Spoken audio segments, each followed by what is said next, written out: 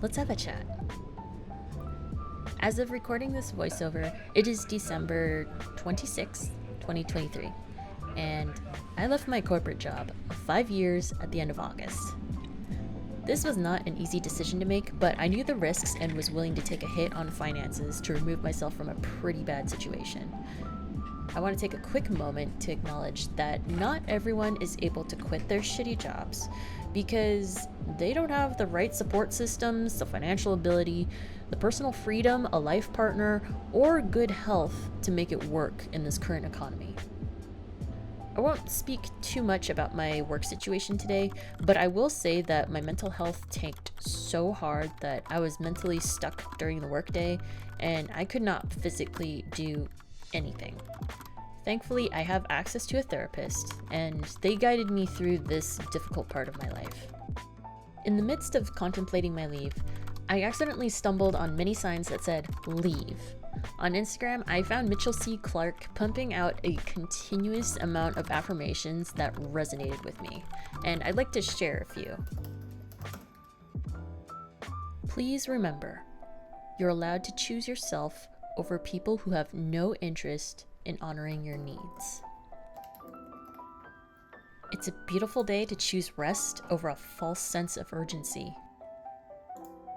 It's a beautiful day to stop dwelling on things that you can't control. It's a beautiful day to remind yourself that the life you're dreaming about is possible, that you're in control, and that you don't have to leave things up to chance.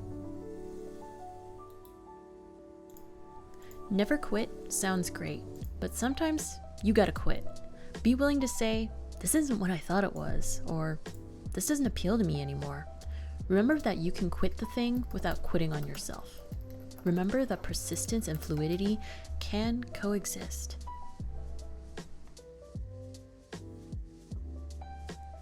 At some point, I took out my tarot card deck to do a career reading and asked, should I leave my job?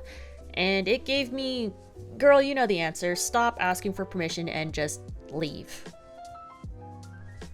Around this time, I was also reading Julia Cameron's The Artist's Way, and I happened to be reading her finances chapter at the time, which basically said if you keep track of your expenses and learn where to spend your money, you will be fine with developing your art career. And so, because I felt the universe continuously affirmed my feelings towards my job, I put in my 2 weeks notice and left. Which is a great segue into what's next for me. Before I submitted my notice, I signed up for a 3D modeling and animation class at my local community college, and I had a blast. I want to eventually become a creative director or art director, and I think working in animation and games would be a pretty cool start for me.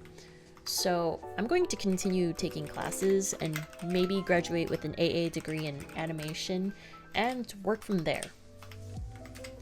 Of course, there have to be some extra steps that I need to take in order to be successful at whatever I choose to do, which is practice. Since it is winter vacation, I will be doing a small personal challenge for myself called the 12 Days of Learning or Skill Building Challenge.